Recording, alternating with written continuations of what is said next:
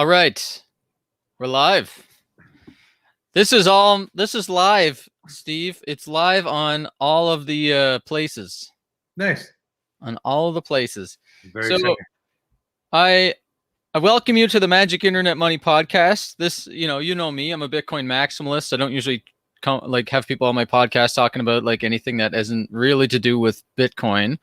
But I've known you for about 3 or 4 years now, and you were really early on collecting NFTs, just when it was like pretty small, collecting game assets and stuff.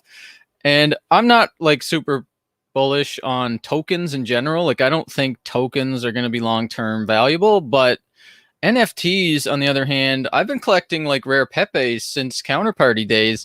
And like I'm a gamer and I've been kind of collecting things as a kid, like stamps and coins and stuff like that, and McDonald's toys, you know what I mean? Yeah. So I just like, this is the one use case as a Bitcoin maximalist that doesn't have any sort of long-term bullishness on any of the other stuff happening in the crypto scene. This NFTs thing is the one thing that, to me, it's like, I think this is really going to be here to stay. And I don't think it's chain like specific. I don't think it's going to be staying on ETH, or it's like, if NFTs succeed, that means ETH succeeds or something like that. I just think that like as an industry, like collecting digital assets and game assets and digital art and stuff, I think that's legitimate. And like, so I wanted to have you come on and we can discuss the whole thing. So thanks for coming on and last minute agreeing to do this. Yeah, for sure. Thanks for having me, man. I always appreciate chatting with you. And I also got to say, okay, here, I got my flag. Oh, nice. Good on you, bud. There. Is that backwards? Nice. Steve gave me this first time we met, my Bitcoin flag. I have to hang it up on the background. Yeah, you're one of many. I know a lot of people have those flapping around the world, which is nice to see. So, like, let's see. How do you want to? Where do you want to go? You want to go all the way back, like to talk? Were you in rare Pepes, or when did you start collecting like digital stuff, asset stuff? I definitely knew about rare Pepes and Spells of Genesis. I was following both. I've been collecting things all my life, and I started collecting Crustaceous coins and stuff early, like 2012, 13 kind of thing on eBay. So I was into more of the physical than the digital aspect of it at first. I have like, I don't know, literature and books, the magazines, the Newsweek, the Bitcoin magazines, all those things entice me prior to actually owning digital Bitcoin and getting into kind of the more NFT space. But Josie was really what triggered the art NFT for me. So in 2018, the Consensus, I was there and I saw Josie, and she was the only person. Dapper Labs was like stuffed in a corner, and then Josie was out beside Crypto Graffiti. And I saw her work and I was like, oh my good God, what is this? And she's like, yeah, this is augmented reality art. And with it, you get an NFT. And I was like, nice. I have some crypto kitties. I knew about colored coins prior to ETH. And then with Counterparty, Spells of Genesis, and that. So when she told me that, I was like, oh, that's fantastic. So she's like, yeah, they're not ready yet, but if you buy this physical piece, you're going to get an NFT of the art. And I was like, that's exactly what I want, because I was more interested in the NFTs and the physical. So that just kind of came to play in the art aspect of it. But I was paying attention, and I believe what really triggered me is I believe Eric Voorhees bought one of the Spells of Genesis, the creator cards, back in the day. The Satoshi card? That's right, yeah. So I knew Eric was just on the ball with Satoshi Dice, was very early in this scene, and he took Bitcoin instead of fiat for that purchase sale of Satoshi Dice, and then with moving to Panama for the bit license. So I just respected that if he was getting into this, there was something to this. And now seeing with him buying out Portis, with Shapeshift buying out Portis, they're making a play into the space definitely, and has been building obviously for 5 years. That they wanted to dabble in this. Eric also, and Shapeshift was always at the ETH hackathons, so they got a pulse on what was happening on Ethereum. So when I saw Spells of Genesis and that happening, rare Pepe I used to see on eBay, and the Mr. T one is still on there after like 6 years, and I think it's like $1 million or something. It's 6.5 million, and the guy keeps resisting it and paying the fees, which I so love that he does that, man. I just find that so amusing. His day will come someday. No shit. And I have a rare Pepe like plush toy in the basement that I can open and close his eyes and stuff. So I knew about the scene, and again, like my only issue right now with talking to the Ethereum community heavily and being involved very deeply in the community around NFTs, which is based on Ethereum. If you talk to everybody, all they want is a punk. And they want a punk because they're like, it's the first NFT ever. And you're like, no, it isn't, man. It's like the third or the fourth. So in that sense, if you're really going for nostalgia and NFTs are a buzz and you don't care, you're chain agnostic, and you just want truly the first, rarest, oldest rational NFT, then a punk isn't what you're after. You should be looking at counterparty. And if someone, we were talking about this morning, if someone wraps those counterparties with wrapped ETH and brings them over and sets it as an NFT, that in that NFT there's like a file that you can open to the person who actually purchases it. In that file, you can wrap the rare Pepe, and you can actually open that NFT and have the rare Pepe really be wrapped. So see, yeah, that's the way that the crypto punks actually work, because the crypto punks were created before the ERC 721 thing. So they're not even like NFTs or whatever on Ethereum. They have to be wrapped so that they can put on OpenSea and Rarible and stuff. And then that's when you saw them really blow up, along with Rarible coming in and having them be on an open marketplace where there was maybe some dodgy dealings going on. But either way, they were still available to happen. Well, what do you like? So my take here is like, I don't think that needs to happen. Sure, maybe people can do whatever they want, like wrap your Pepes or whatever. But I don't think long term that Ethereum is going to be the place for NFTs. Just like the fees right now are insane. Like it's was like $100 to mint an NFT and like 50 to like to move. I went to buy something the other day for 500 and it was 238. So it would have been 738 to buy it. Insane. So it was half the price. But Matic, a lot of people are looking to. Now there's going to be a curveball for a user experience because everyone's just getting used to ETH typically in the industry. And now we're going to have to deal with Matic dashboards and converting that over. So that's going to help. But you're right, like with Algorand, with Avalanche, with Cosmos, with Polkadot, there's other blockchains that you can use. Well, not just those, but like the NFT specific ones that like like Wax and Engine and whatnot. Yeah, Wax and like Flow and stuff. Like mostly Flow announced like 50 minutes ago they have a bridge to OpenSea. So I'm not overly bullish on Top Shots. I know most of the new entrants to the space are. Personally, I'm not a basketball fan anyway. And second of all, I've been looking at So Rare for quite a while now, and I like they've made partnerships with a ton of like top class teams across the globe, which I salute them for. But when So Rare meets Top Shots, and there's a liquid card that updates in real time, the jersey changes, when the players traded from club to club, when all that's happening, and you catch each moment as it happens with updates on that card, that I would be all over that. Right now, I prefer to be on Ethereum instead of like these chains are awesome. Flow, Engine, Wax, they're great as alternatives. But to huge collectors, the eyes right now, they're on Ethereum. Like they were there early. They're heavily ETH stacked in a lot of cases. And ETH is where them and all their friends are hanging out and been buying for 3 years. So to migrate to Wax is fine for someone new who's like, holy shit, gas is $80. I was hoping it was going to be 10 cents. Yeah, exactly. Which it is on Wax, but at the same time, if you're listing something on Wax and you want to sell for $16,000, you mean it might be sitting there for a year before someone buys it. Whereas on Ethereum, that's like an every minute purchase. That's the thing. Like I think that's why I'm long term bearish on Ethereum. Short term, for sure, the action is happening there because people like OXB1, the DeFi whale that kind of like made $1 billion in DeFi and some ICO or something last year, like they are buying up Pepe or punks, and they're buying up digital art and stuff like that. People like that have like Blink millionaires and stuff, like they made their money in the ETH ICO sort of system.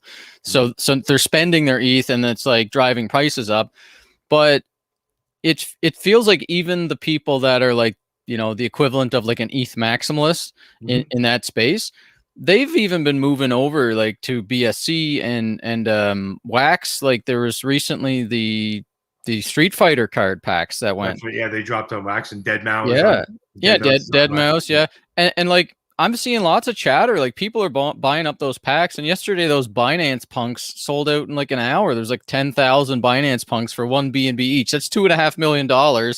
Yeah. I was watching it just go down. Like it was like people were just Yeah. FOMOing on that thing like crazy. And the funny thing is, all the punks maximalists come out and they're like, "You're knocking it off, man. We're the first." And then you're like, "You mean that? No, man. Counterparty was the first." Yeah, and it's so funny they're like, you can't copy that. That's on no the doubt. Ethereum thing. It's like, well, it's just pixels, right? So it's Totally. consensus gives things value. So whether or not it actually retains value, it's up for debate. But Yes. there, like a year ago, I would have agreed with you, Steve, that like Ethereum has the Lindy effect and has all the network effects of the buyers. It has the marketplaces like OpenSea and everything. But like even looking into recently, just seeing the smart contract interactions and stuff with OpenSea, there's only been 40,000 people that have authorized the contract to sell something on OpenSea, and there's only been 200,000 users create accounts, like use OpenSea. 200,000 addresses. I mean, some people could have 10, 15, 20 addresses. So there's 200,000 addresses total ever. So I mean, this is so early and super small. It's just that the whales are collecting NFTs and it's like driving prices up, which validates that this is kind of interesting. And the biggest thing to me that validated it, that was like, this is not just another ICO flash in the pan bubble or DeFi. I even think DeFi is a flash in the pan bubble. I think it's going to get wrecked and people are going to lose a ton of money eventually. But I really think that you're seeing legitimate, honest, altruistic energy amongst like young people and influencers and celebrities who are actually motivated, because the same reason I'm motivated by wanting to collect digital assets. It's just like I'm into that. I'm a gamer, like I'm a collector. So and with gaming and taking, like, especially for the creative, for taking the power back in and removing the middlemen, which like literally took 70% of your profit model.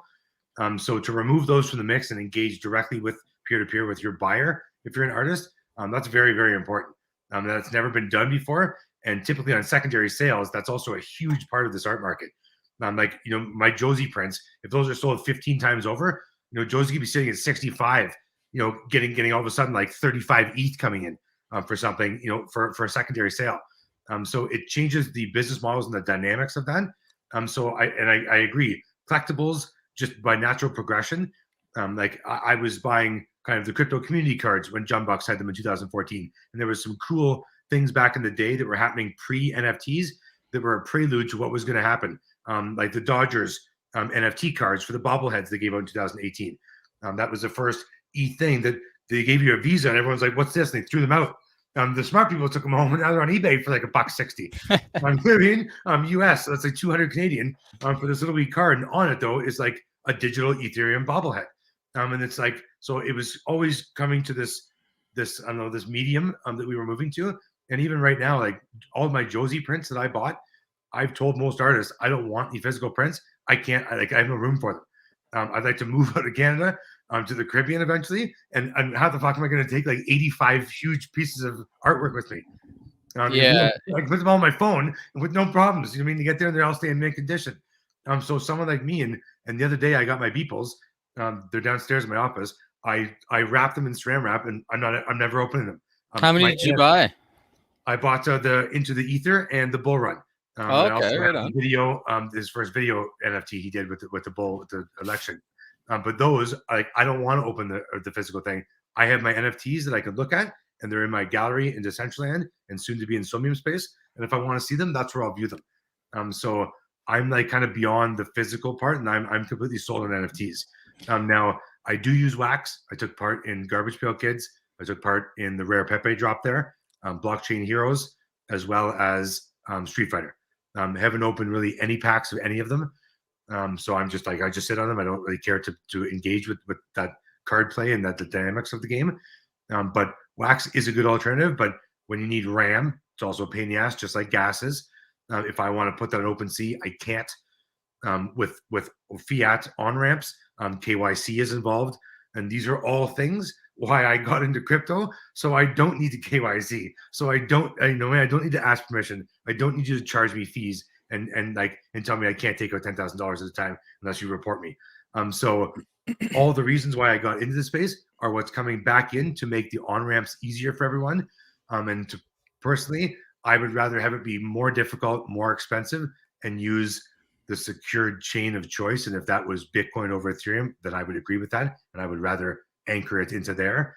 But for me, like, I don't want ease of use. I want my assets to be owned by myself, have full control of them, never give you my license, and never have to give you my name and where I live. I want to use MetaMask, Uniswap, and do peer-to-peer transactions.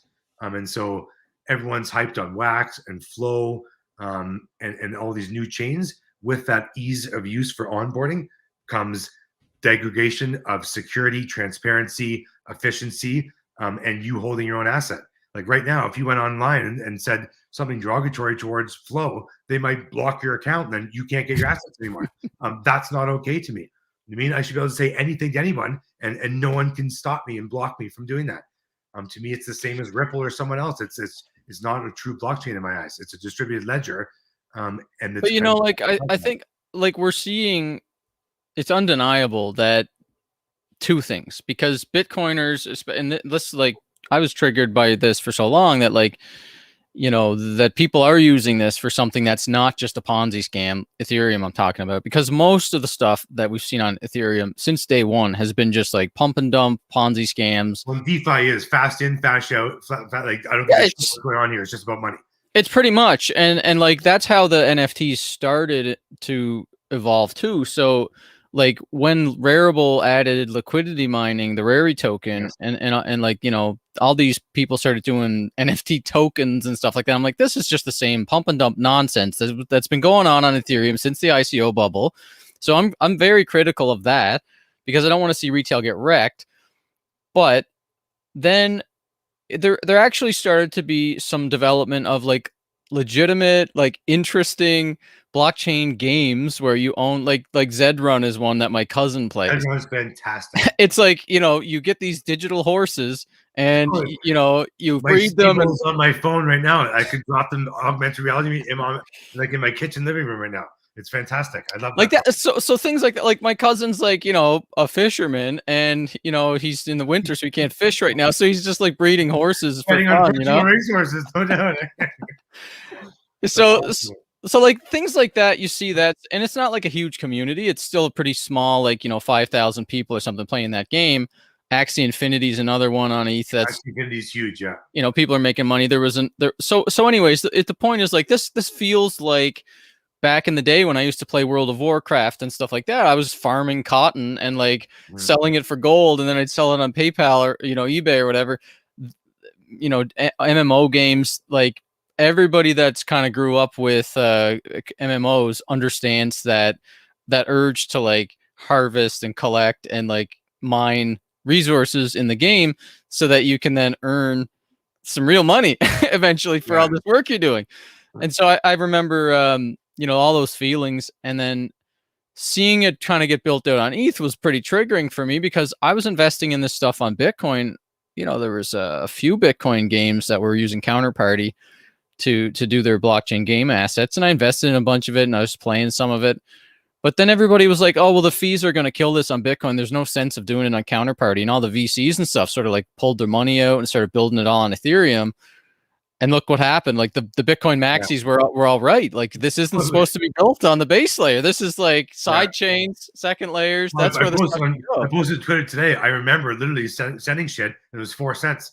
I remember going like 60 cents. I was like, wow, this is really spiky, man. Like, this is getting out of hand. And 60 cents I thought was high at the time. 60 cents today would be a fucking a walk in the park. Oh yeah, it's like literally like between $50 to $100 now to send certain things. Even just stable coins now, you can pay up to $50 to send stable coins on ETH. Yeah. So it's clear that this stuff doesn't scale on the base layer.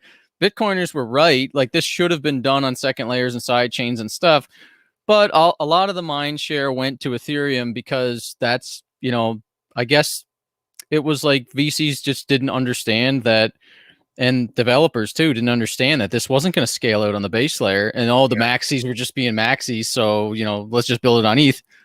Now, like, most of the teams that have built all this stuff on Ethereum are wrecked. Like, they can't get any users on board because retail doesn't want to pay those fees for using games and stuff like that. Exactly. So there's so many teams that had to shut down in the last couple of years because of this. I talk to new entrants to come in the space, and that's the first thing. They go mint something, and on OpenSea, you have to generate one contract. So it's attached to yourself, so you can verify it.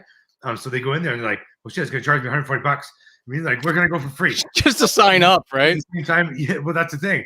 So it's deterring them right now, which I think is why we're seeing less new entrants come in, because they go there and they're like, I'm not paying $150. I was going to list like one of 10 for like $10. I mean, Yeah. so it's like it's going to defeat the purpose of doing it and as a whole. So you see those people now going over to Wax, an engine And BSC too. Yeah. Yeah, there's a lot. There's a lot of options for people now that are kind of in at this, but like it's funny to see, because now you see all the ETH maxis are getting triggered by BSC and dot, like they're all the domino effect of the maxis. they're like us, like, you know, 3 years ago, Bitcoiners were like getting triggered by seeing people leave Bitcoin and go over and build it on ETH, and now all the Ethereum people are getting triggered, being like, oh, they're just copying us, and they're just, you know, what'll never work over there. It's like they're saying the exact same things that Bitcoiners have been saying for the last few years. So it is funny to see, but anyway. Again, I believe in, if you could anchor the smart contracts into BTC's chain, if say BTC isn't an option, then I would be all for that. And the only reason why I'm on ETH, again, I was an ETH ICO just because we're both in Canada. We found out about it. But so I followed them for a long time. I like the ability of it. And again, I don't move much Bitcoin. Ethereum, I use 10 times a day. So for me as a use case, and that's only because this whole, I don't know, space was built on Ethereum, technically, is why that's the case. If it was on BTC, that might be completely different. But right now, like, ETH is very important. When I go away on vacation, I make sure that I have ETH on my phone, so I'm not missing out on things that I want to buy while I'm gone. So you're a super collector, eh? You're like every day. Oh yeah, I buy multiple things every single day. So and what do you think? Are you like the top 1% type of user? Like, you're probably like a power user of this stuff, you'd say. Well, I don't know. I get up at 6 in the morning and go to bed, say at like 11 at night, and I would say, other than maybe 2 or 3 of those hours, I'm doing something in the NFT space, whether I'm listening, learning, guiding, or offering suggestions, or just engaging with buying and selling. 100%. Like digital art, I always liked digital art early.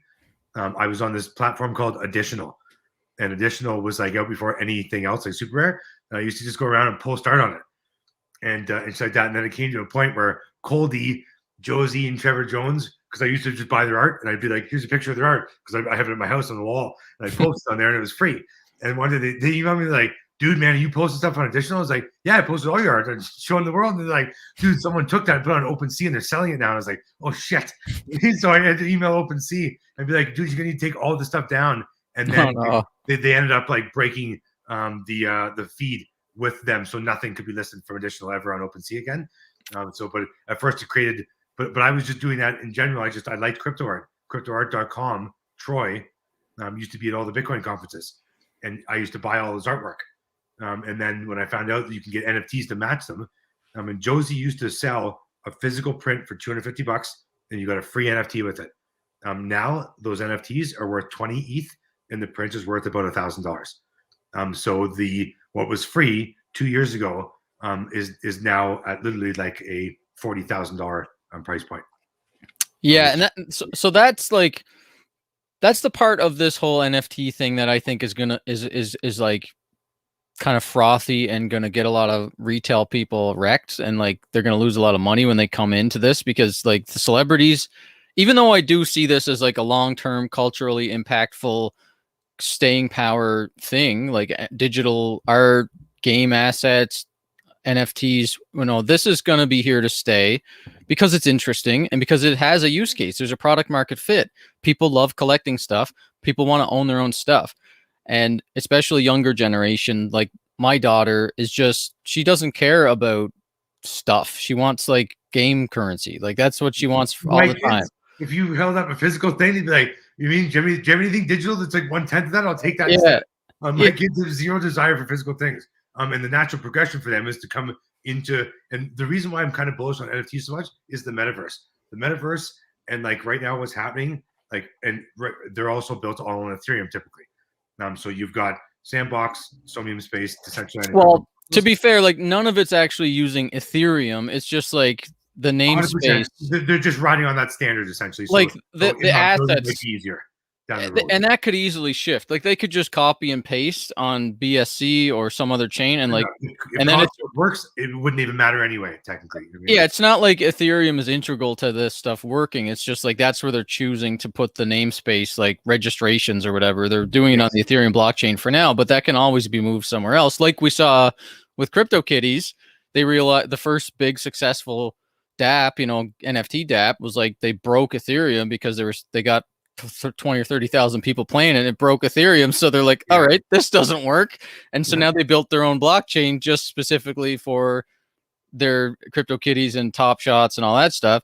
So like I think we're going to see more and more of that. We are seeing more and more of that. There's like we said earlier, wax and stuff. There's even like we didn't even get to the Bitcoin stuff yet, but the main thing I guess I want to get your take on is I think that like what we're seeing right now is an early frothy bubble that part of it is legitimate retail interest and mainstream influencers and artists interested in this stuff.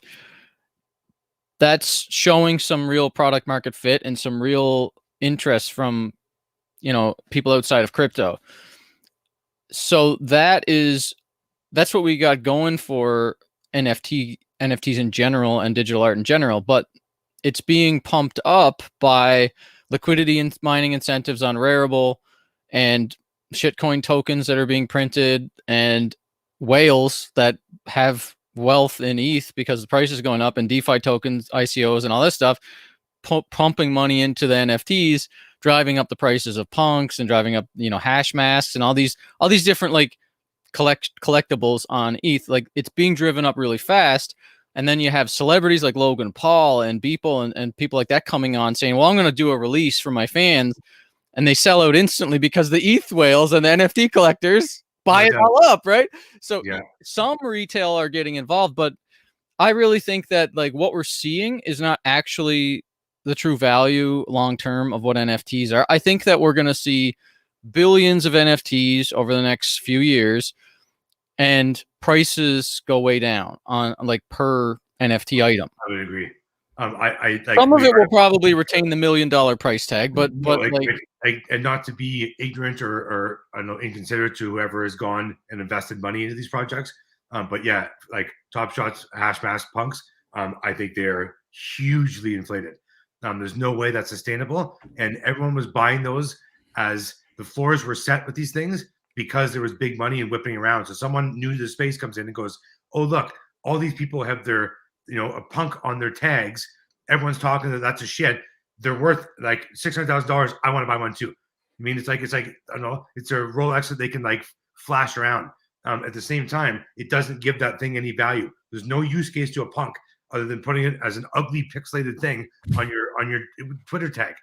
Like literally, I don't. I mean, a punk being worth a couple $100,000, yes, that's rational. Being worth $2 million, I don't know. You can go buy a chunk of Decentraland right now for that $2 million. That'd be worth an absorbent amount, way more than the punk in the future, just by scarcity alone and how many people are going to be entering that space. Yeah, but so that's the other thing too, man. Like these, I don't think that's going to hold its value really either, too, because there's like Somnium Space, Decentraland, Sandbox, probably 5 or 6 more. There's so many of these things. I think there's going to be hundreds, but if they're interoperable and you jump between any of them, it doesn't matter. It's like the stepping stones to Ready Player One.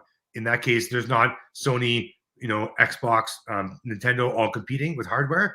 Everyone is just making games. But that's what I mean. Like, there is no scarcity with digital real estate in these platforms because they keep issuing more land and they keep. No, in Decentraland has a DAO that voted against that. So, Somnium Space is having planets come out that aren't attached to the land, and Crypto Voxels is selling more land. The community didn't like that, but there's no DAO in place. And so is Sandbox. They keep doing more land sales. Well, Sandbox, but they're in that was known ahead of time, so they aren't adding more land. Essentially, they're just going through a lot more land sales than most did. I would be nervous though. Like the prices of the land in some of these things is pretty high too, man. It's getting up. That's why mortgages and rent is kicking in. So it'll be like in People real. actually doing that, like taking Oh yeah, mortgages on their land. DCL said mortgage and land for like 6 months available, and it's built into their marketplace, 100%. Seriously? Yeah, and then Oh my in god. Whale Shark did some nice things. He bought like 100 pieces of land or more in crypto voxels and Decentraland early, and then gave it away to artists literally to build things on, to showcase their skills, which I respect highly. And now Illustrator is doing it in Somium space. He bought a whole bunch of parcels, and if you kind of like say, here's what I'm an upcoming artist, I just don't have the ability to buy land there. Here's my like some showcase of my skills before this. He's giving away land as well for there. So I do like that, because if you squat on that land, like if I have a huge piece of land and everyone around me won't build on it and refuses to for years, my land isn't appreciating as it should. And of course, you're not going to attract like the eyes you should. And DCL is making it where there's reasonable, like people might have died, people might have lost their keys, so they physically can't engage anymore. And DCL is taking votes with their DAO on should that land go back into a land sale and 15% be set aside for say 10 years. And if no one ever comes back to claim it, then that goes back into funding for other projects. But at least keep 15% for those people in case they do want to come back and for some strange reason they ignored the project for 4 years. You need to come back after half a decade. But yeah, you can't have an 80 parcel estate where someone lost the keys that is going to sit there forever untouched and unbuilt. And that you don't want that as a community. Well, see, like I'm less bullish on these virtual worlds right now, just because like they have multiple barriers more than just NFT collecting in general. Mm-hmm. Like that, you really do need mainstream adoption of virtual reality technology. That's years away still. So yeah, and then like 2 years before their VR too. Somium's the only one that's VR, and technically it's got the least engagement because of those barriers. It's expensive. The land's expensive. You need Rift. You need VR Steam. So there's a whole bunch of hoops to jump through to get in there. But when you do, the reward is you're in the top quality, and like viewing things in there is mind blowing compared to walking into crypto voxels. I just remember like playing Second Life and putting way too much of my time, as a 20-something kid, like making money in Second Life, making those what were they called again? Linden? The Linden dollars, yeah. Yeah, that's how I first bought Bitcoin, is with Linden. Totally. A lot of Bitcoiners came into like Bitcoin from Second Life. There's an Ultima Online. There's like Bruce Fenton was a big Ultima Online player too. So right? Nice. Yeah, so a lot of gamers like. Anyways, the point is that like I think there's a ceiling on the concept of scarcity in NFTs. So I think that like there's no reason why AAA game studios are gonna not come like in the next 5 years. In the next 5 years, there's gonna be some AAA game studio that makes their own real estate, virtual blockchain real estate. Obviously. What's that? Like a decentralized, because I know Horizon and Facebook are coming in. Just some cartoon like, and it's completely centralized. So my point is that like I don't think the concept of scarcity matters that much in this use case of digital land in virtual metaverse worlds right now, because there's not that many users of it, not many users, and mainstream hasn't adopted the the VR technology yet, and there's no barrier to stop anybody from like there's no Lindy effect barrier that would prevent some AAA studio from coming in and saying, oh well, look, I might as well just build on Somnium Space or Decentraland because they've got such a moat, I can't defeat that, I'm just going to build in there. They're just going to say, we're a huge company, we have hundreds of millions of customers, we're just going to build our own, and they'll just start selling their own land and doing that. So I think it's like the concept of virtual real estate scarcity really only applies to Bitcoin UTXOs. Like I think that's really Bitcoin UTXOs are the most valuable, scarce virtual piece of real estate because it's been proven out in the market already, and it's got the most amount of users. Obviously UTXOs aren't like the same concept of a game and an NFT or whatever, but I think that if we apply the concept of scarcity bringing value to NFTs, I really think it's super frothy, and I think that I'm bullish on the industry. Like I'm super bullish on video games eventually making their currencies and their assets, be tokens that you can have in your own wallet and take out and do whatever you want with. If they did, they would thrive so much more. They don't think they would, but their business model right now, if they put it back in the user's hands, like Epic could make triple the profit just by like different models that they're not aware of right now. And if they are, it might be a shareholder's legacy mindset or an old school mindset that's preventing them from moving that direction sooner than later. Yeah, so it's like I think that's all coming. I'm very bearish long term on all these tokens for NFTs. I think the value is going to accrue to the companies building the platforms, the marketplaces that are making fees, the artists that are selling it, and the game developers that are selling it, and some of the collectors of some of the more, you know, I guess you can say scarce or rare or valuable NFTs will retain some ridiculous premiums, just like some like Pokemon cards now or Magic cards. There's something in any niche market. Yeah. There's the rare of the rare that it's extremely valuable. But right now, it's like what people are doing is just kind of spray and pray. They're just like going on, and it's like if you grabbed a box of like packs of Pokemon cards or Magic cards, and you took out all the common lands, and you're like, "Oh my god, I'll pay $1,000 for this. I want this. Yeah. I want this Magic card." Like you're gonna have a sad day someday when rationality comes back to the market because people are just grabbing everything thinking it's valuable. Well, and right now, Nifty, that's like the scary thing is, and I mean, Nifty's done a lot of onboarding from like legacy because you use fiat now. But I would like knowing going into an open edition of art if there's going to be 35 copies, 150 copies, 900 or 3,000. And lately, if you go on Nifty and there's a 7-minute open edition, it used to be where there's like 130 copies. I went there one the other day and I was one of the first people to buy one, and there ended up being 1,400 of them. And to me, I was like, well, I would like a one of one, ideally. But you mean like with the auctions now on Nifty, I mean they're pressing into like the 100,000s. And that's for the one of ones from someone like typically that you might not even know of before. That's the other thing, man. That too, like I think is going to happen with those like with those drops that are happening right now. Yeah, like Logan Paul and Beeple and a couple other well-known, like well-followed people did NFT drops, and they sold out like 1 million, 2-3 million worth of their stuff like instantly. I think the value will accrue mostly to the people like that are like first movers on this trend because they're capitalizing on like the irrational kind of FOMO. really.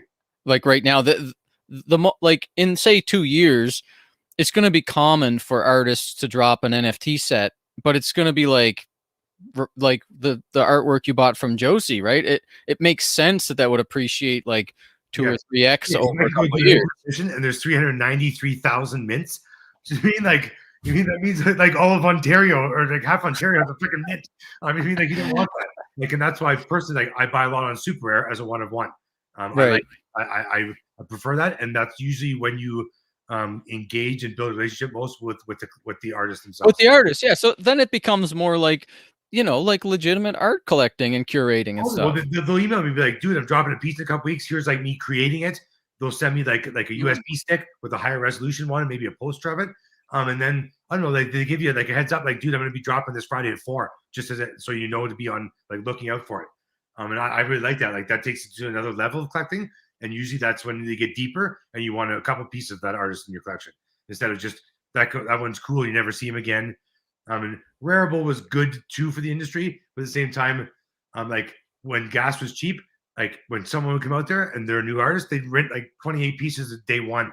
You know what I mean? Like, dude, like you should have dropped those over like 6 months, like to scarcify your work instead of just diluting the market with everything and anything of yours.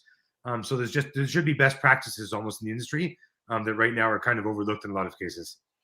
Yeah, it's definitely like an interesting space. I'm excited by it, and I'm doing my best to make sure that it comes to Bitcoin in a way that's responsible and like highlights Bitcoin artists. And so I'm trying to help support different efforts on Bitcoin to bring digital art and NFTs to Bitcoin in a way that's sort of like in consensus with the ethos of Bitcoin, which is we don't want to be clogging the base layer with non-valuable like Bitcoin transactions.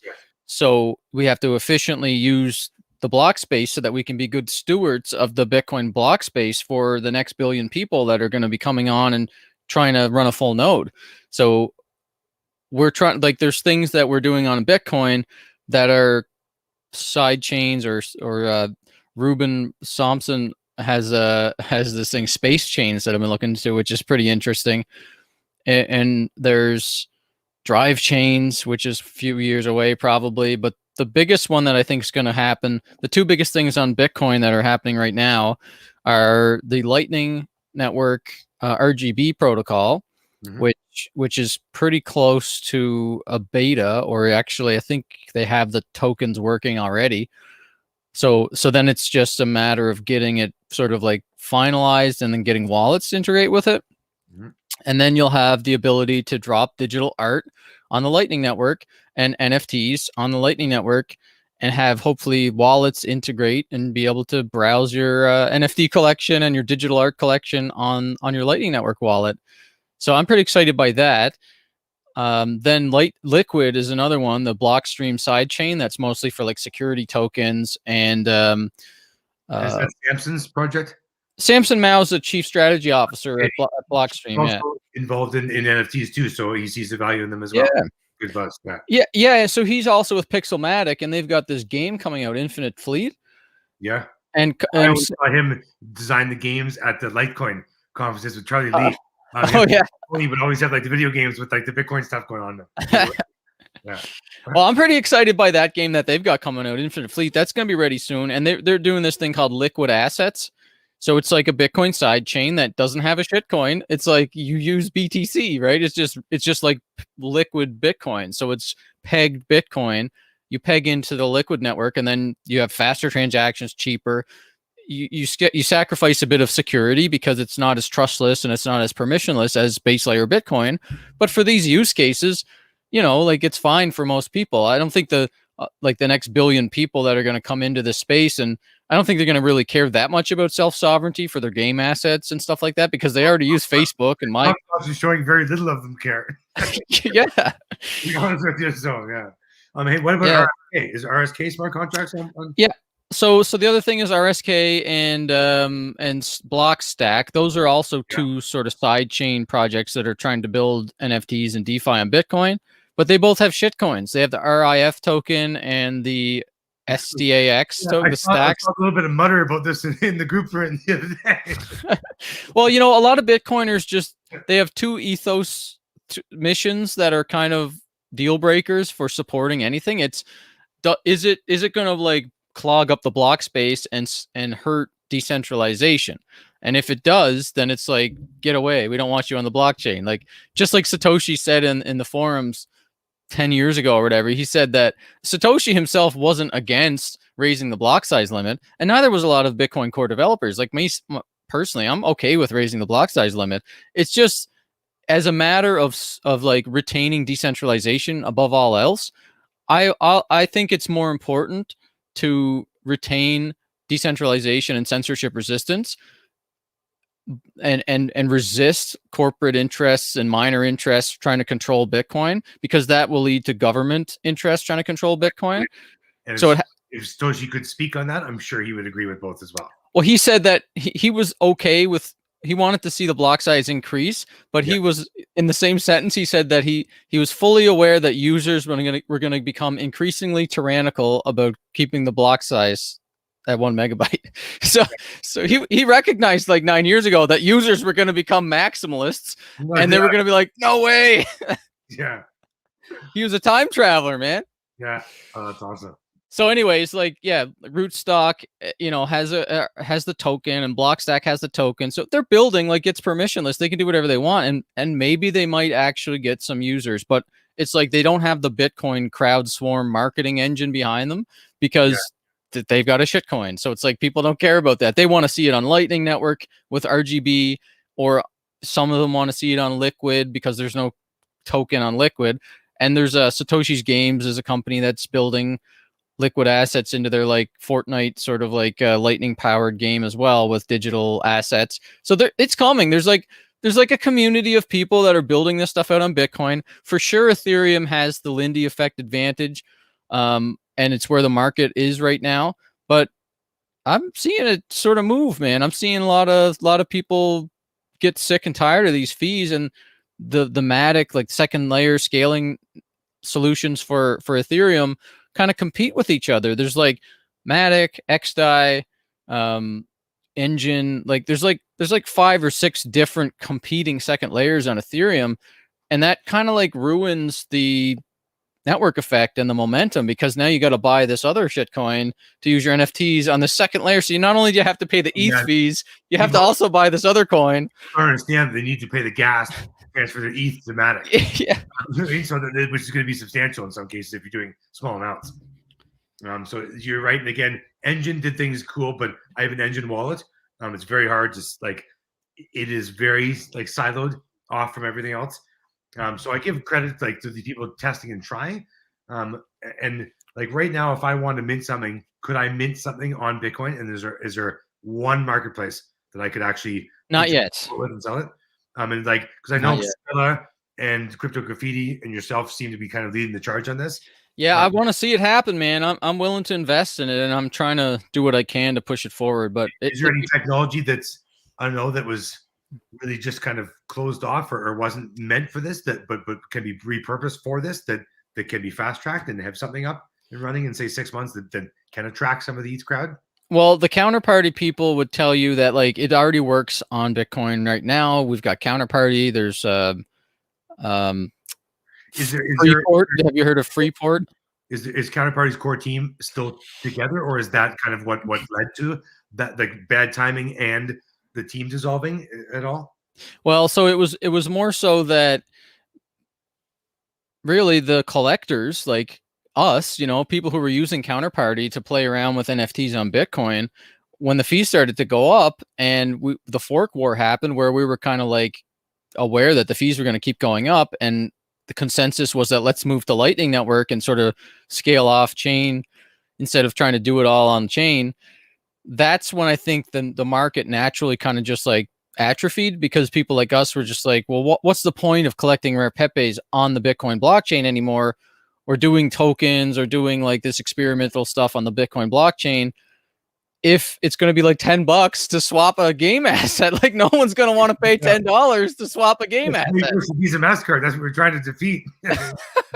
And now it's like, so everybody went to ETH, and the Bitcoiners the whole time, like we said earlier, were saying, hey, that's not going to work, you guys. It's not going to scale. You guys, you know, you shouldn't build on the base layer. And they're like, oh, well, you know, rainbows and unicorns. And so now worked okay. So anyways, like the team is still there, but I think they just really have nostalgia for Counterparty, and they're trying to like make it happen again. But I want to see it happen in consensus with the rest of Bitcoin, and instead of just the collectors that were like 5 years ago have like collecting Pepes and playing with the Satoshi cards and Saratobi run and all that stuff. I think it's like pretty much a nostalgic like vinyl records sort of thing. Like you can still trade on Counterparty, but there's not that much volume. And I think the future is in doing it on Lightning Network or on Liquid or on a cultural sidechain of Bitcoin that is like just, you know, for artists and like game developers and entrepreneurs and stuff like that. So that's not yet been developed. There's some teams in the works like Scarce.city. Have you seen that yet? I have, yeah. Brecky's awesome piece was on the other night. His fantastic mask embedded in in that resin block. Yeah, I like Brecky. I've been a big fan of his work. I own a couple of his. I own like 5 of his physical pieces from conferences in the past. Nice. And me and him used to talk about NFTs too, and he was like, "Nope, it's on Ethereum. Fuck that." He was always. That's like, you know, a lot of them are like that, eh? Like a lot of some shows of like, do anything ETH, and they'd be like, pull it out from the table and be like, "Here," and they'd like hide it again. You know, it's like wrong to have like an ETH artwork here. Well, there's like, you know, a lot of Bitcoiners are frustrated to artists because they're very creative and they kind of started the whole thing. And, you know, there's some of the artists are like Josie and say like Marguerite, coin artist. Awesome. Yeah. Like Marguerite was one of the first artists making Bitcoin art, you know, doing puzzles and hiding Bitcoin in her art pieces and stuff like that. And she tried to do it on Bitcoin, but like, again, it was like that early community of like, those of us who were experimenting with both collecting, issuing, and building. I was never building, but I was collecting and playing with it. We all kind of like naturally sort of realized this is not going to work on the base layer. And so people like Marguerite, who were more experimental, were fine going and trying to build it on Bitcoin or on Ethereum. But people like Crypto Graffiti, who are really in this for Bitcoin. It's like a philosophical barrier for them. They're not going to go and do anything on Ethereum ever. Yes. I'm inspired by people like that who have been such a huge contribution to Bitcoin culture and memes and like the art and everything on Bitcoin. I want to see them have a spot to be able to issue digital art, because I do think it's a pretty cool graffiti. I have his HAL piece and his the dollar bills, the ones with the back as the white paper on it. And I would absolutely love owning an NFT to match that. Oh yeah, like if yeah, because Rare Pepe right now for some reason is seeing like some, I don't know, budget secondhand like wannabe revival on Ethereum right now. Like everyone's like made these twerking Pepes and all this stupid shit. Personally, I think it's a waste or a bad investment, but they did, and it's having like a day in the sun. So it would be a nice time to actually revive the true original Rare Pepes right now, and kind of take back that light. Yeah, it would be interesting. But like I think it needs to be done, like I said, in consensus with the rest of Bitcoin. The future of Bitcoin for mainstream adoption, I think, is going to be things like Lightning Network, like what Strike is building, and companies like that, where they're building these awesome consumer apps. Like Square Crypto is working on the LDK. I think there's a big community of experimenters that went to Ethereum, and they're okay with they philosophically don't see anything wrong with making tokens and doing DAO tokens and governance tokens. And after hanging out with a lot of people on Clubhouse, it's one thing to be on Twitter and just to be vicious with each other and troll each other, but it's another thing to go on Clubhouse and actually listen to them speak. I still think that they're foolish, but you picked up some things that you see the light in. You mean? But I don't think that they're all ill intent. Like I used to think that they were all just pump and dumpers and that's it. Now I think that like 10% of them or 20% of them are like pump and dumpers. Like they're doing shady stuff. They know that they're dumping tokens, and they're just they're just kind of like, I don't want to hang out around with those people ever. I wouldn't want to be friends with those types of people. But there is a good amount of them that are just thinking on a different plane. They're just like, they're not even respecting the idea that there should be securities laws. Like they're just totally like smoking it, and they're just in a different plane of existence. And they're like, governance tokens is how I want my salary to be paid. Offer it real quick for me. Yeah. So for those people, I'm like, I'm just, I'm less like angry about it and more just sad for them, I guess, because they're going to learn a very valuable hard lesson in a lot of cases. I think in the next, like, they've made a bunch of money now, but in the next couple of years, I don't think the bubble's going to do anything different in the crypto scene than it did in the last. No, it's top, no, like it's going to be a 2017 having to where everyone's like, yay, and then everyone's like, what did I spend my money on? You know what I mean? Oh no. And it's the only time, and technically, I don't say this very often, but it's maybe you should have a small hedge in fiat to not get wrecked like financially. Because if someone's entire, like everything they've built up is in top shots or something like that, and the floor falls out, all of a sudden you're like, oh shit, you mean my $360,000 is worth like 18 now? Like, and you can't move that out for 30 days. That's real problematic for you in real life. Oh yeah. And you don't know when this is gonna pop. No, but like holding a healthy stack of BTC and ETH to me is always a great hedge. Yeah, and so like I guess to like wrap up the point is that there's people that are like experimenting with this on Ethereum, and that's fine, like you do your thing. But then there's a group that's like the Bitcoin only people, like the artists that will only ever want to do anything for and on Bitcoin.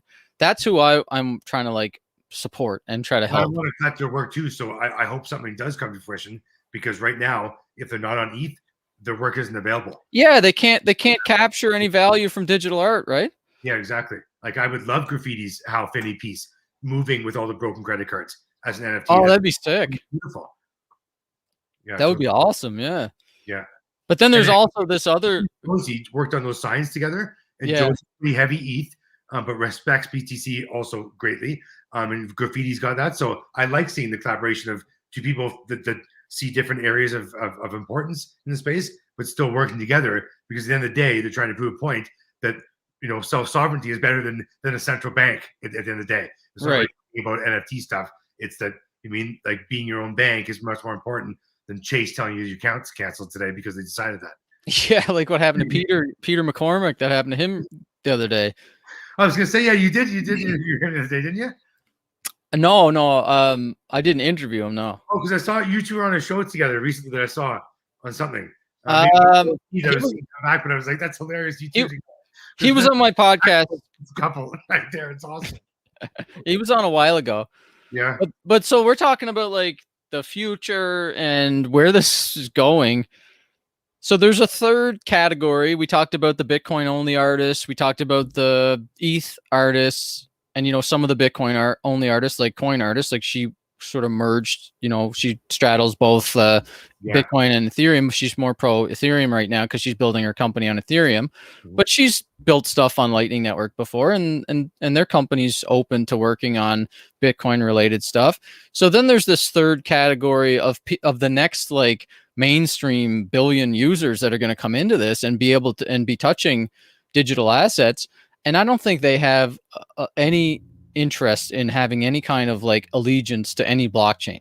They're just like the kid and sales passes. They won't care in any way whatsoever. Yeah, they're just like, they like the sports teams that are issuing it, or they like the artists or the influencer. Like Mr. Beast is going to do some NFT thing. It's like his fans, like they don't care if it's Bitcoin or ETH or Tops or like Flow or Wax or whatever.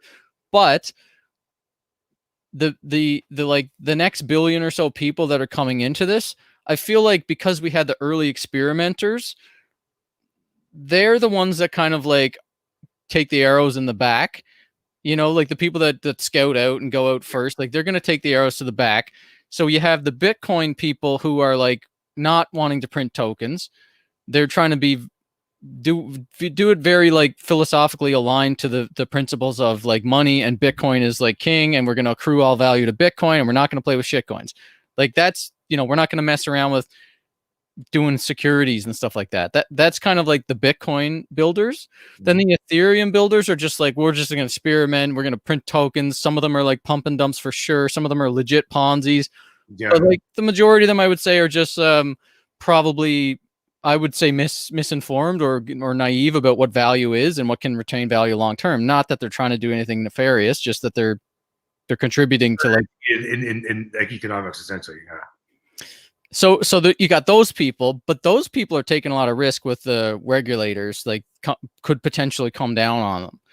So I think the next, like, in our group the other day when you said Uniswap and whatnot, like it's only inevitable. You can't have $80 billion locked up with no KYC and like whatever, do whatever you want. That's not gonna last that long. There's no way it can. Yeah, and then so like as the regulations get more clear and more mainstream like studios and public companies and stuff like that start to want to play around with digital assets and game assets and virtual worlds and stuff like that, I feel like they're going to come into it definitely not wanting to issue their own tokens because they don't want to take on the regulatory risk, especially since the SEC has said these things are securities. So I don't think they're going to want to be messing around with issuing cryptocurrency tokens. And I don't think they're going to be philosophically like, so in that sense, I don't think they're going to be aligned to Ethereum because Ethereum's culture is all about making tokens and it's not really scalable right now. And I think in the next couple of years with Lightning getting proven out and getting adopted more widely by mainstream users and by like the exchanges and companies like Square and Lightning Labs and Blockstream and Strike building out the use cases, like it's pretty exciting to see who's starting to look at Lightning and use Lightning. There's no regulatory risk there because nobody's printing tokens. So I think that's going to attract a lot of the next generation of NFT digital game asset builders because they won't have any of the baggage that Ethereum has. They won't have to deal with high fees like Ethereum, and they're going to have the benefit of the Bitcoin Lindy effect because everybody still knows what Bitcoin is and mostly knows what Bitcoin is versus Ethereum. So like when you search the Google Trends, look at the Google Trends, people are searching for Bitcoin probably 8 out of 10 times it's Bitcoin, and the other 2 out of 10 times it's like crypto or ETH or Doge, or Ripple. It's like all these random things. Hey, now, how do you think though? How would if I was using Lightning and all of a sudden, I know that platform, got to be like super rare and was one of ones, and I was buying, a piece of art for $30,000.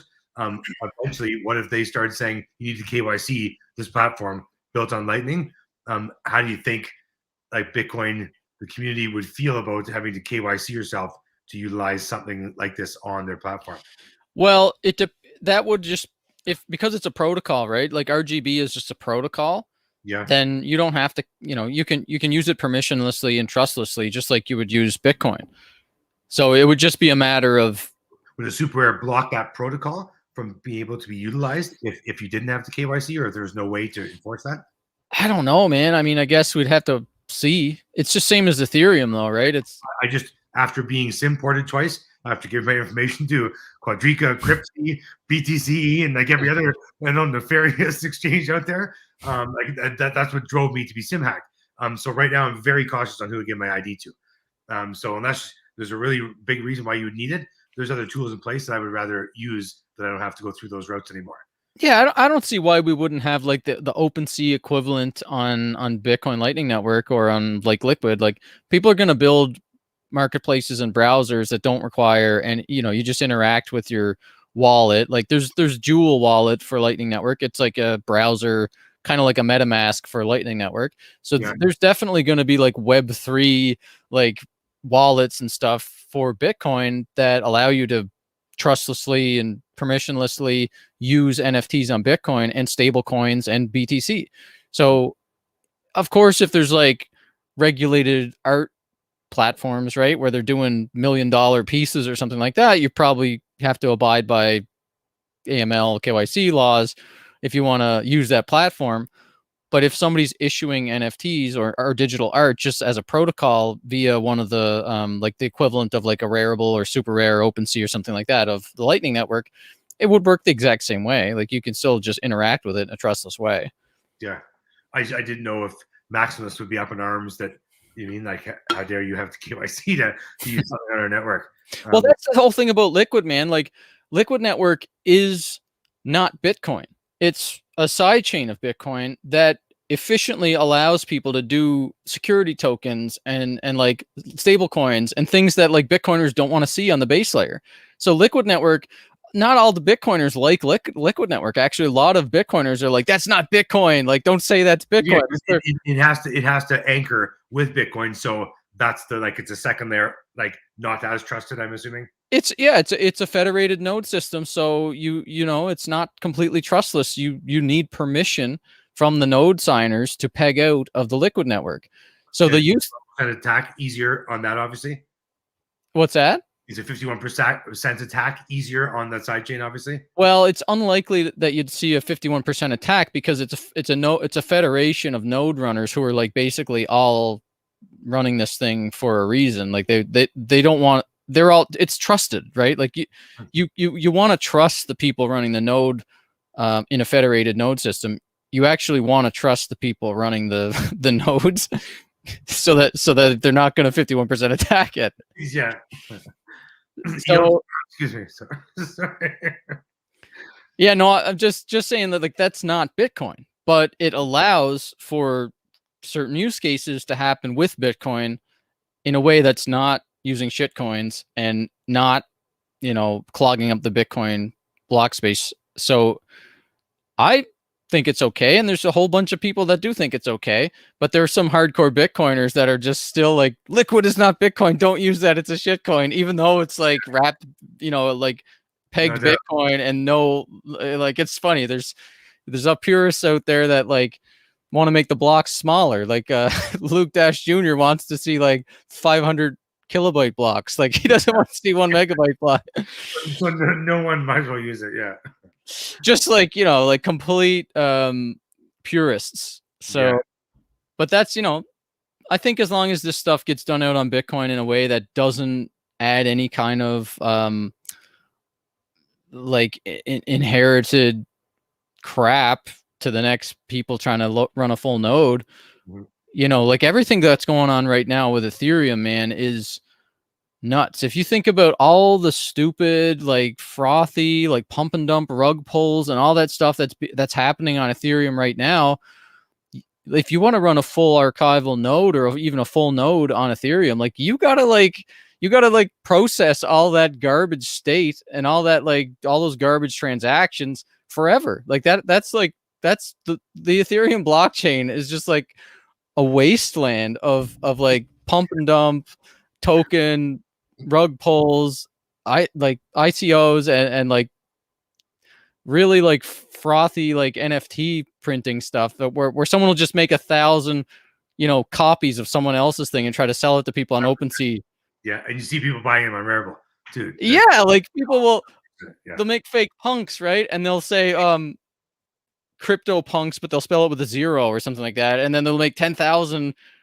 Like you gotta process that shit on your full node forever if you want to run an Ethereum node. yeah, I hear you. So it's funny when you get into the conversation about decentralization, trustlessness, and everything. Because I don't know. What do you think, Steve? Do you think that most collectors care about that of the NFT stuff, or do you think they're just like more interested in it because The true collectors I do know, they do care about it, and it's definitely something that I care about. I don't like. I wouldn't use Float personally right now. I own very little on Engine, just as a hedge, almost in that space. So I would rather I'd rather pay more, and use ETH. And if you guys, if things are being put together and built out, and you want someone to test on Lightning, I'm definitely game for that. I have a Satoshi wallet already. Dan Morass, who did the Rise and Rise of Bitcoin documentary. Every time I see him, I've become good friends with him. And every time I talk to him, he's shoving Lightning down my throat. awesome? Yeah, and he's like, dude, man, this is the solution. This is like where it should be at. And he's at the same sentiment as yourself. And both you know your background, and I respect your opinions on things and your knowledge level. So I can't you be naive to be an NFT avid collector and ignore if Bitcoin has something that's percolating, and to ignore that, I think you'd be extremely naive. Are you well, you should check out the next scarcity auction because it's going to be a crypto graffiti piece. Oh, nice. Yeah. Oh, fantastic. Because I contacted them about me listing things as well. And they said right now it's very exclusive and there's only a handful of things on there at any given time. Yeah, it's like one at a time, once a week or once every couple of weeks or something. Nice. I hope that blows up a little bit more to you know what I mean? Because right now you probably have a shit ton of buyers looking at one available item. It's just like the eyeballs aren't really on Bitcoin yet, but the more we talk about it and the more the builders like prove this out that Bitcoin is scaling via the Lightning Network and the stuff is working, I think then that the marketplaces will naturally develop. Like obviously it's more frothy on ETH and it's more exciting to kind of get in on a launch of like a limited edition pack series or something like that if there's tons of buyers. Yeah, if that's where all the eyeballs are, you're going to want to go there. So I think it'll come to Bitcoin as we build out more of the infrastructure and the wallets and the browsers and the marketplaces and all that stuff. Yeah, exactly. And again, Bitcoin can learn from kind of the pain points of what's going on. So if you can make it a much more fluid user experience, where you're removing some of like the biggest pain points that new entrants have that deters them, they leave the space, then yeah, you would definitely get some overlap from ETH and Engine and every other chain that's taking to that. Because right now their whole position is we're cheap, just come use us. Yeah. When you get that, all those users coming to you, the cheapness is going to be gone. And when Wax is $1.50 instead of 5 cents, you're gonna have people going, well, this is expensive now too. What's another chain that I can go to? Well, that's the thing with like some of these ones, they actually won't go that high, man. Like the way that they've developed it, it's almost like they sacrifice a little bit of the decentralization for the scalability. Like the Binance Smart Chain is pretty much a one-to-one copy. To be honest with you, that there's been much more roar about Binance Chain is something that I should look into because I've heard a lot of people talking about it lately. Yeah, and it's like it's not as decentralized as Ethereum claims to be because they have a federated node system too, kind of like Liquid Network, but they don't. It's not like CZ is running it in his basement. It's like there's over 20 people running nodes, and like I think Ethereum is just as centralized as Binance Smart Chain is. They just do a good job of pretending that they're all about the decentralization, so much that they're willing to not even raise the gas limit to help with the fees. Like if they could solve this right now by raising the gas limit, by like doubling the gas limit, then fees would go way down. But I think it would it would probably be a short term solution. They'd probably go right back up in a month or two. Yeah, because we saw it peak when DeFi came into play, dropped a bit, and then now it's I mean it's not even stable right now. It's like today it was at 180 this morning, and then it went to 510. So it's like it's all over the place. And for people who aren't listening, like so in the summer, aren't listening, aren't aware, who are listening that aren't aware of what happened. Like there's on Ethereum, there's this gas limit thing where if they raise the gas limit, then they can include more transactions, I guess, in a I actually don't know how it works. It's just whenever they raise the gas limit, the fees go down. That's what I know. And they keep raising, they've been continually raising the gas limit. And in the summer, they raised it again right before the DeFi, or right around when the DeFi thing was going nuts, because fees skyrocketed in the summer and the gas limit kept getting hit, and they raised it again. So I look at the gas limit like the debt ceiling in GDP, yeah. like in the U.S. government. Don't worry about it. Yeah, they keep hitting the debt ceiling, and then they just raise it. Yeah, those poor bastards coming up, right? So the gas limit is kind of like the debt ceiling. They're just going to keep raising it, but for now, actually, there's a contingent of, I guess, the 4 people who run Geth, which is the main node, like Ethereum node software. Mm-hmm. Those guys are like pissed off that that's the solution everybody keeps proposing, that they just raise the gas limit again, and they're like, it's been us 4 maintaining this for like the last 4 or 5 years. We're not going to raise the gas limit again. come at us with a better solution, because we're not going to do that again. And like, does Peter Todd or anyone like core developers, do they ever discuss or sit down with main ETH devs to see if there is like some easier way to be able to bridge this and like instead of competing, like working together in a more seamless fashion? I doubt it. I don't think any of the Bitcoin core devs really care about Ethereum scaling problems. Like, you mean, isn't there some solution that if you, I don't know, if something was needed to be done, you could execute it at least? That's a question I don't know the answer to, man. I really have no like really close connections with any core devs on the Bitcoin side, so I really don't know what they think about it. If Peter Todd or anyone like that, in his spot, like the main dev is putting a lot of hours. Not that they care, but if an ETH dev wanted to pick their brain, I wonder if there's something better they can come up with instead of being like, well, either pick one of these 2 chains. You mean, because like this one's better or this one's better, depending on who you ask. You mean, instead of being like on the one central spot that you could, it'd almost be, depending on what you're buying, you'll find out like what chain it's on later on. That's not the main point. The point is you like the piece, you're willing to pay that price for it. The back end should, kind of come secondhand to that. Yeah, I don't know. I think there's a lot of contentiousness between the core devs of Bitcoin and Ethereum. I don't know, like, what I mean, like from the narrative anyway, like the Bitcoiners have been critical of Ethereum from the beginning, from the way that they marketed the ICO and were like kind of shitting on Bitcoin for, Vitalik had that video where he said it's kind of absurd that the future of money should cost 5 cents a transaction in 2017. Yeah. And here we are with 3 years later, 150 to move a stable coin, or to do I paid like $300 a couple of weeks ago to do a Uniswap transaction. And I think yesterday it was like 250 to do a Uniswap transaction when the gas went up to 500, like you were saying. So it's obscene the way that this is going, but everybody's the positive spin is it just goes to show there's a shit ton of people wanting to dabble in this area, which is that's a positive for sure. Well, I don't think it's a shit ton yet. I think it's like you look at the user numbers, it's about 40,000 people using Uniswap. That's not really a lot of people compared to who's on the exchanges, and there's not even that many people in the like collector ecosystem. I really think that the maximum amount of people playing with DeFi is about 40,000, and probably 30,000 or something like that for collectors, like doing OpenSea trading and stuff like that. Because if you look at the smart contract data, it's not getting that many people using it. It's a shit ton of money. Outside of OpenSea, or is that just for secondary through OpenSea, or even for initial sales?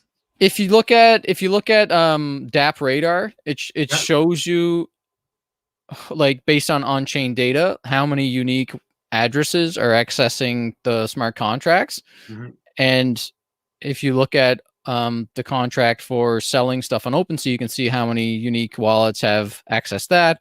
And if you look at the holders of the Rary token, you Yes. can kind of see how many users there have been airdropped Rarible tokens. Mhm. So there's like, it's kind of a crude way to estimate how many people are using it. And I really don't think it's more than 50,000 active people in, say, a month period. Mhm. And that's not a lot of people for the gas fees. Like, it's a lot of money because it's a lot of people flipping and buying and selling and people issuing stuff. Oh, And you then look at how much gas I spent. I've spent at least $100,000 in gas, at least. that's Oh, crazy. that's being really conservative. I mean, I'm actually really fucking scared to look, man, because I might see a number that I'm gonna be like, oh my good god. Yeah, I don't want to see that. Yeah, well, like that's what I mean. Like, this is not a shit ton of users yet, and that's where I think it is gonna be. Like, I'm very bullish. My sentiment of that, I see the volume escalating on like super rares, and you're right. Maybe it's more whales. Yeah, it's more people like us, like Yeah, trading stuff. yeah. Not it's there is more people coming in, but they're not going to Ethereum now at this point. They're going off Ethereum. They're going to other chains. Right now, most new users find it too expensive. They're going to Wax. Yeah, they're going to Wax and BSC because. Oh, actually, sorry. at the Ethereum hackathons, when I was talking to some groups, they were trying to build things on BSV at the Ethereum hackathon in 2019 in Waterloo. So this has been, a year and a half, 2 years that people are definitely been trying to do this. I said BSC. Oh, I'm sorry. BSV is what most people were trying to build the hackathons. When you go into other rooms, That's like, what are you guys doing? And you're like, oh, we're trying to do it on this chain. It's cheaper. You mean that's what I was trying to think. They were trying to attract them over there because of the cheapness again. Yeah, that's also funny, man. Like, there's like competing like Bitcoiners like me who are into digital art and stuff want to see this stuff happening on Bitcoin, but it's not. So we'd rather see it happen on BSC or on Wax or on Flow. You're taking the second and third. Yeah, it's like, and it's the Ethereum people do the same thing. They're like, they want to see they promote like competitors to Bitcoin's use case as money and store of value. So they'll promote things like Bitcoin Cash or BSV for the money use case, or stablecoins. So it's like you see it on both sides. You see the Ethereum maximalist folks and VCs promoting the stuff that weakens the Bitcoin narratives, and you'll see the Bitcoiners promoting the stuff that weakens the Ethereum narratives. Yeah. It's kind of like a little bit of funny. I think we forgot about the banks in general. I mean, like, yeah. We got here. Well, anyway, Steve, we've been going for a little while. I appreciate all your insights. Do you want to leave us with anything, like where people can kind of like follow you and see what you're up to? I'm most active on Twitter. So Crypto Steve Wand is what I'm at on Twitter. You can find me on Clubhouse. I'm usually in the NFT tips room. And when conferences kick up again, I will hopefully be seeing you too, Brad. But I will definitely be attending both Bitcoin and Ethereum and whatever NFT conferences that are around the globe. So awesome. With anyone. And yeah, thanks very much for having me. I appreciate it. It's always fun. Man. You're definitely an OG NFT digital art collector. So it's hopefully you're getting recognition from folks that are coming into the space now, seeing like excited by this stuff. Yeah, I think so. And you can check out, I opened my own gallery. It's my BitBuzz gallery. It was opened in Decentraland last week. So if you are in Decentraland, it's at 40, minus 82 is the coordinates. And I have about 65 pieces of art there, and my beeples and stuff are on the first floor. So you can check that out. Cool, man. Well, I don't think many people are going to do that just because I don't even know what the hell that means. Yeah, well, for those who do, I appreciate it. Yeah. So anyways, yeah, hopefully we'll see you show up on the Scarce.City crypto graffiti auction coming up soon.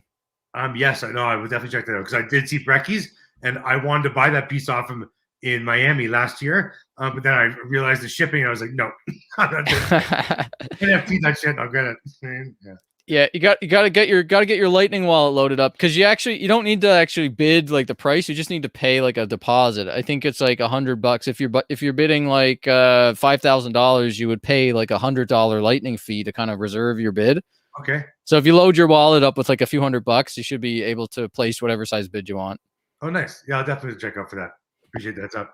All right, man. Well, I appreciate chatting with you, and I'll see you in the chats. 100%, man. Enjoy your day.